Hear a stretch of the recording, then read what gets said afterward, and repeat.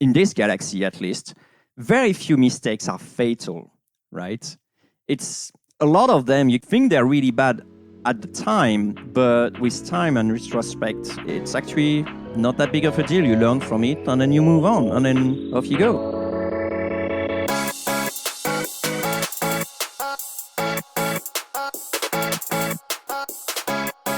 Hey, what's up everyone? This is Jeremy, founder of QuickMail.io. Hey, and this is Jack from emails.sell.com. You can't send a million cold emails without making some mistakes along the way. So, for better or worse, Jeremy and I have decided to share our most painful cold email blunders with you in this episode.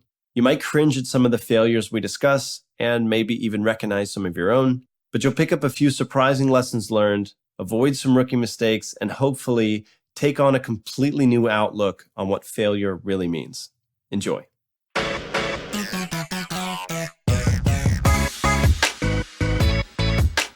Today, we're going to talk about epic failures. Yeah, that's right. Galactical failures, even. I'm not sure how fun of an episode this is going to be for me because I've got a few to mention, but why don't we kick things off and talk about epic cold email failures? Yeah, that's going to be a very short episode. I obviously make no mistakes, and it's all on Jack. No, I'm kidding. I got my fair share as well.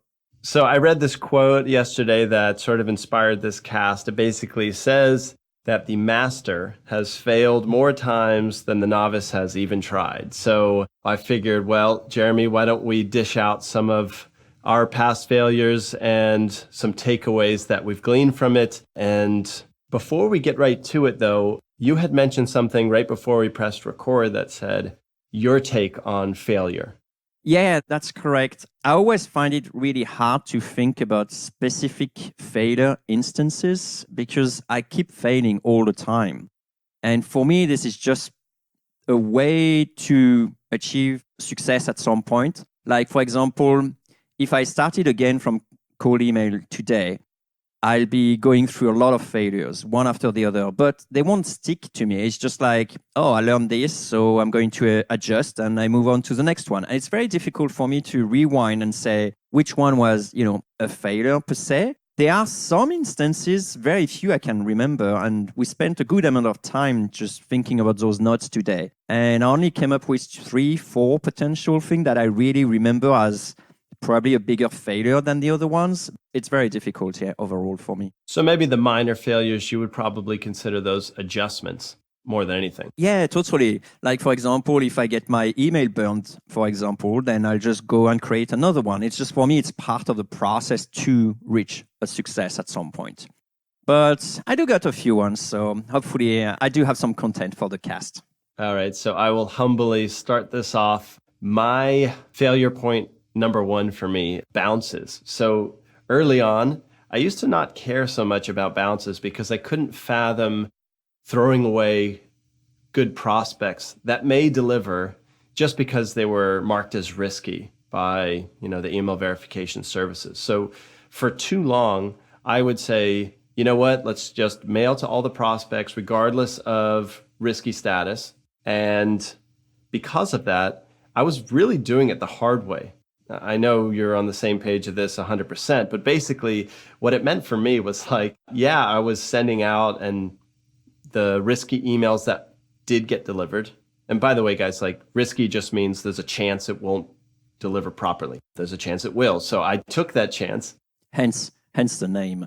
Yeah, there you go. So here I am, just sending to all these risky emails. My deliverability is slowly going down. So therefore, I had to increase my sender volume. And I was having to come up with more prospects. And it was technically working on the surface level, but that's the hard-headed approach to it. And also, a couple weeks or months go by, crash the domain, start a new inbox all over again. And that's just working too hard. There's an easier way. And yeah, so my takeaway, just send to deliverable emails and life gets easier. And also more replies come in. So that's what I'm here for. So anyways. Well said. I'm going to have to start from the sort of very, very beginning. One of my very early failure that I remember is I was getting frustrated with not getting fast enough to the money. because I was cold emailing at some point to get people to go on a call with me and then try to figure out what's wrong so I can potentially find a product idea that I can go and sell. And by the way, if you want to know the whole story, you can check out episode 26. So I was getting no results. I was getting very frustrated. I did get some calls, but I couldn't manage to find out a product idea, and it was taking a long time. And out of frustration, I created a new campaign on the site. Websites of financial planners, which was the market I was trying to tackle, were absolutely atrocious. Some of were coming from the 1980 when they had like animated GIFs and stuff like that. So something like really horrible. And I figured out, like I say, hey, maybe I can just give them help on their website. I committed the cardinal sin, number one in cold email, is to contact someone and actually tell them what they're doing wrong. So it's the opposite of what we are preaching about the Fox and a Crow, episode 19, by the way, guys. I know we keep on repeating this episode, but it's very important, is rather than actually saying what's wrong, then actually, just compliment. And it stick to me because where my previous campaign that was asking for a call was doing okay, this one totally flopped and didn't have a lot of replies. And the only replies I got were angry dudes trying to defend their website and how animated GIF was actually okay and stuff. So, yeah. Isn't that funny? Like, as soon as somebody exposes a flaw of ours, we naturally put up our defenses. So, okay, just for listeners, Jeremy, like, you could take a minute answering this, but what would you do differently today if you wanted to do website improvements for financial planners with shitty websites? That's a good question. I think I will sell them the dream of getting more clients. And then the goal of doing it is redesigning their website. There you go. Into a better branding or whatever. So it's saying like, hey, you got a strong brand here. And working with past financial planners, I managed to get them, twice the number of booking appointments and, whatever, just add some benefits onto that. Yep. By redesigning their website. Is that something you'll be considering? I think it's a much more powerful situation rather than pointing to their flaws. That's excellent. Yeah, hopefully if you're listening, you sort of took note of how you can spin the exact same pitch, just in a way that people are more open to, as opposed to sort of attacking weaknesses. Nicely said. All right, I'll jump in here. So there was an earlier time when I was not warming up inboxes properly. I'd sort of go right out of the gate swinging with, let's say, 100 prospects added to a campaign every day with follow-ups. That can push you in the couple thousands of emails a day. And kind of regularly, I would see this message from Gmail that was like, you've reached your sending limit. And it'd be such a headache. I'd have to get on support with them, find out what the heck was a sending limit, what's going on here. And I was coming from like traditional email marketing world where sending 100,000 emails at a time was no big deal. So learning curve here with cold email meant that warm up is important, even though it is completely different than traditional email marketing. What most marketers would see as sending emails, it's just the rules had changed with cold email. So let's see, what was the takeaway there? Don't run into sending a ton of emails for two reasons. One, you're very likely to get throttled down by G Suite, for example. But also two, when you're just starting a campaign, you pretty much don't know what's going to work and what's going to flop. So my recommendation is just test the waters with a couple things. And then when you get some confidence, some positive replies coming in, then you can go ahead and slowly ramp up. It just works a lot better. It's, again, just doing it the hard way. It's harder because you're assuming you have a winner right out of the gates. And two, you're assuming that your domain and your IP have a great reputation when, in fact, you got to earn that a little bit. So warm it up, slow it down, and things get easier. All right, Jeremy, I've got another one here. This is something that I totally messed up on, but it ended up being kind of cool. I'll explain. So I was toying around with my sending delays between emails, and I wanted to see what would happen if I sent a follow-up like pretty soon. I was thinking, okay, maybe I'll wait a full day. That'll be great. But instead of clicking 24 hours, I actually sent the next message within 1 hour. It was like the shortest time period that QuickMail would allow.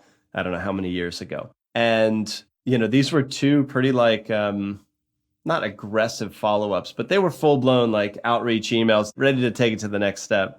Hey, you didn't reply to me. Yeah. And 10 minutes after. I remember very clearly that I was in my car driving and I had this new campaign going out and I was like, ooh, I wonder how it's doing.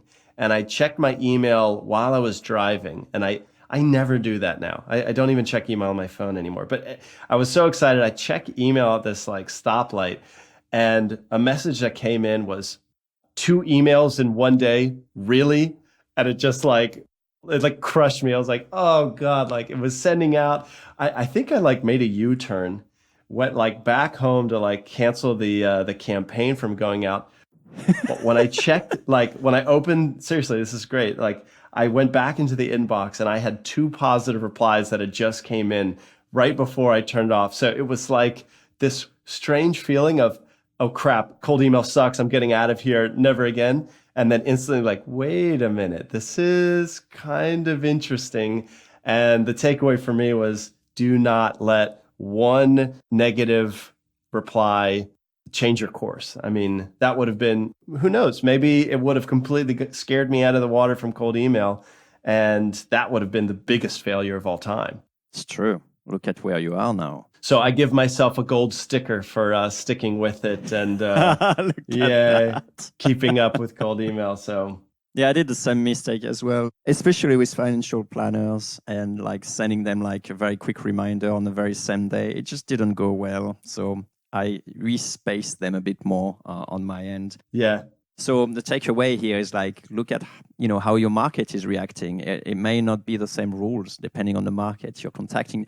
That's basically why I almost never give advice as to what you should be doing. And all the time I say, test it if it's a market I don't know, because you never really know how that market will react.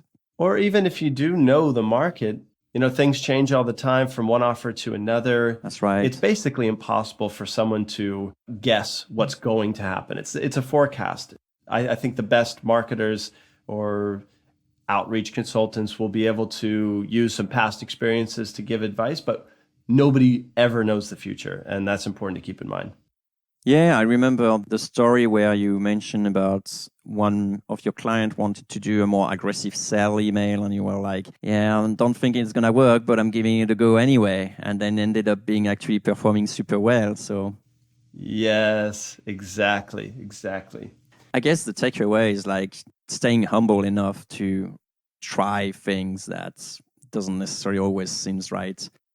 Well, speaking of which, actually, I do have a failure by trying something that I should have known better. And this time marks me as a failure. This is probably the only instance that really marked my mind because I knew them, but I did it anyway. And then I burnt my fingers. And so that kind of like makes sense to me. I think you remember, Jack, at some point we were looking at subject lines. We discovered that subject line doesn't have much of an impact actually on the open rate. And that was a big realization at that time and a huge one. And I remember being like eager to try it. So I actually created a campaign to sort of like prove it with something that says like, as a subject line, I'm junk, you don't need to even open it, just put it to the trash bin. But what I failed to realize is, obviously, I should have known better, is that people flag me as spam. And obviously, my email address went very quickly to the spam folder, and it took me quite some time to get it out of it. It was just 100 people mistakes, but here we go. Yeah. So there are still rules that apply no matter what, so just keep them in mind. I have a short failure story here. There was a follow-up that I was adding to a campaign, and I completely forgot to add text to this follow-up. So you can imagine how embarrassing this follow-up would be if it sent nothing. So what would happen like from QuickMail? It would just like resend the original thread if the follow-up was blank, basically, right? Oh, yeah. Basically, you're right. Just resend and yeah.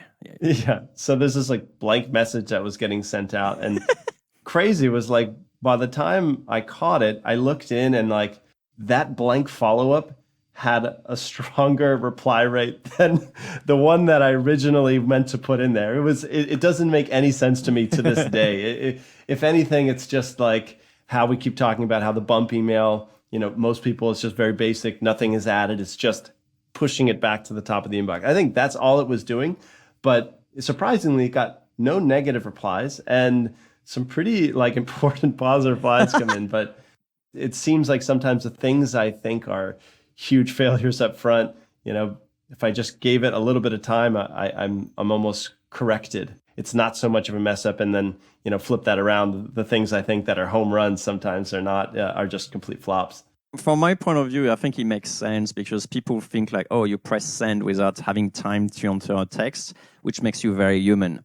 But again, it's a tactic that may work, but if everyone starts doing it, it doesn't work anymore. That's true. That reminds me the big failure of one of my friends. That's actually not me, but it was like the very beginning of QuickMail. I think I mentioned that. This is Jeremy's friend. Yeah, not Jeremy. Yeah, no, that's not me, honestly. But I was like, I think I told you already that was one of my very first customer. And he actually just said like, hi, first name. But the first name, he actually didn't use the correct syntax. He used the square brackets instead of the squarely ones.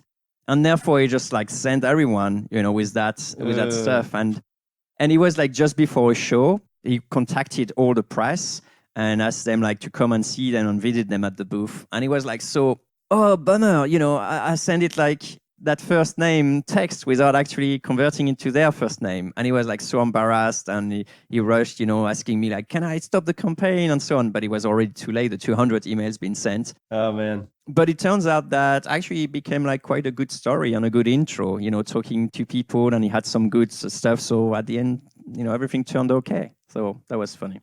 I think there's a theme going on here where like we've made mistakes, but then you learn from it and you get a little better and it keeps rolling.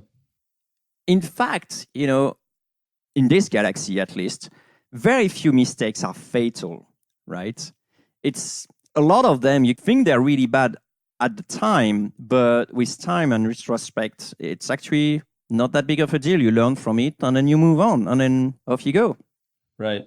I think one thing that is really hard is rejections more than actually the failure of doing the email per se, because you can fail doing the emails, but if the rejection come back in your face at full throttle, that sometimes kind of hurts. So just viewing it as a bump along the way instead of a, complete end of story definitely helps.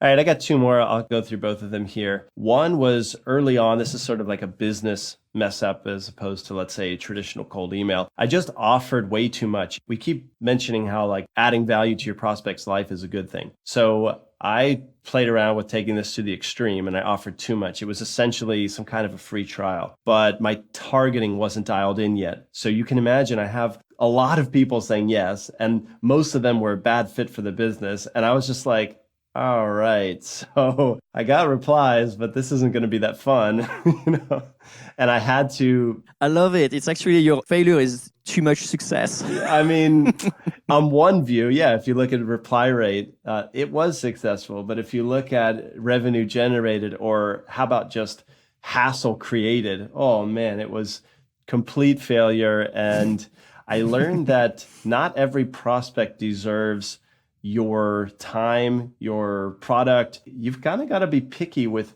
who's a good fit and who you can help. And that way, you don't waste any time with just 100% tire kickers, and you can actually do some good for the few that are great fit. So that was a heavy lesson. Yeah, for sure. That's a reply rate you can brag with your friends, but they don't need to know the whole story. Yeah, there you go. There you go.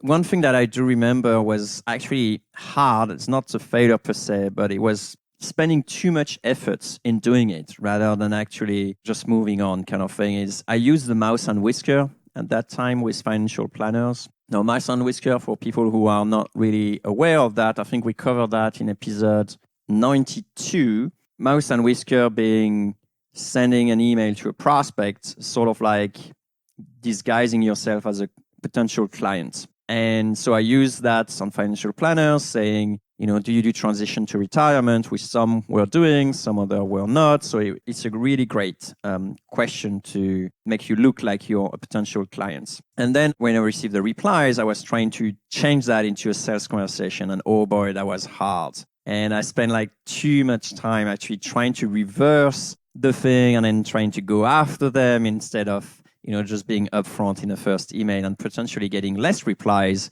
but at least more higher quality ones, and starting on the right foot as well. So, and just so you know, the mouse and whisker technique is usually used just to gauge the market propensity to respond. So it's like if you're going after a new vertical, you may not be 100% sure that they're checking their inbox. Maybe it's, I don't know, car repair shops, for example.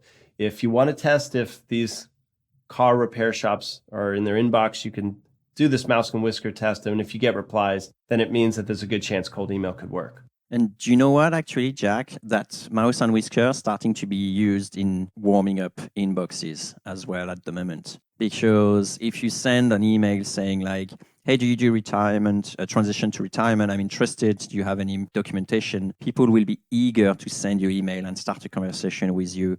So it's kind of the dark side of cold email per se. Yeah. But, it's just like that constant cat and mouse game between people trying to warm up their inbox versus people trying to prevent them to send emails. So anyway, just don't mention you heard it from us. Actually, for a little call to action, if you're interested in warming up your inbox, sort of a gray hat tip, just send me an email. I'm going to show you like something that I'm doing that you may be able to sort of replicate here. Just send me an email at podcast@quickmail.io and I'll show you what I'm talking about there. All right, one more from me. Hold on, Jack. I think we need to also say have a certain subject line because we keep on receiving a lot of emails, so it'll be easier if you mention okay, that. yeah, and to help keep this organized, just for the subject line, say warm up inbox tip. That way I can know exactly what it's about and I can make sure to get back to you. Awesome. All right. So last failure that I'm ready to talk about on this cast here. Just like the last failure, was started because I knew that adding value was a good thing. Well, we also talk about how adding personalization is a good thing, but this time I took it too far, and I got a lot of. remember. Yeah, this one was something that earned me a lot of replies that go a little something like this: "Hey, like that's really creepy. Why do you know that?" Or "Not cool," or this kind of thing. And like the short of it is, I was looking on LinkedIn for, don't ask me why, but current and previous employees of companies that had skills using a particular tool, which indicated the company used the tool, and I used their basically fired employee or let go employee to start. It's basically like, hey, I saw Alice uses XYZ tool, even though she's working at her new company. It was just a terrible idea, but I thought, wow, this is really detailed. This is like crazy amount of specification, personalization, and fell flat. So takeaway, don't know things that you probably shouldn't know. Your prospects aren't going to expect you to do homework on their lives beyond the scope of the conversation. In fact, you go too far into their personal world and a lot of red flags come up. It feels like, like James Bond spy level stuff. And don't get me wrong, I'm a huge fan of doing internet research on your prospects, but this time I took it too far, a little bit awkward. So dial it back, even if you do crazy amount of research for, let's say, list building, that's good. But you don't have to mention everything you know about them in an email. Yeah, and I think it's valid for life as well. When I go to conferences, or last time I was in a startup weekend, people come to me and say, hey, yeah, I read everything about your story on QuickMail and so on. And I'm like, it's slightly uncomfortable. It's like, How much do you really know? I don't know. But anyway. So I'm going to close the cast then on my last one, which almost was a really big failure, but it ended up turning as just a warning. So I'm very happy that actually I spoiled the end, but fair enough. Anyway, I was using actually automation with my own personal inbox. So something at gmail.com. And the automation went super well for the first 6 months or something like that. And then after that, I started getting some bounces, like your email is not delivered and stuff like that. But it never used to bounce. So I was kind of concerned at that point. And bear in mind that on this personal email, I had all the stuff, all my logins to certain application, and you know how this goes. So it's not an email I would have loved to lose. to put it nicely. And so I stopped it, but it was really on time because some of my friends were actually carry on doing that and they got their email blocked. And because it's an @gmail.com, there is zero support for it. And they were totally screwed, but screwed. So very happy. This is a happy ending. I switched to a proper domain, cold email domain that is not linked to any of the software, I'm linking to. So it's all good now. I learned my lesson. So lesson learned. Don't put things like, your bank account or whatever kind of thing or software that you use to your email that you're doing cold email with. Yeah, good call there. All right. So my takeaway here, it makes a difference what you consider a failure and what you consider a lesson to be learned, so to speak. So Jeremy, cool mindset there on just sort of not taking it so personally and moving forward with a little bit more know-how. I thought that was cool. So yeah, if you're listening, keep that in mind next time you make a cold email blunder. I know I will. That's right. Thanks for the cast, Jack. All right, Jeremy. Nice job.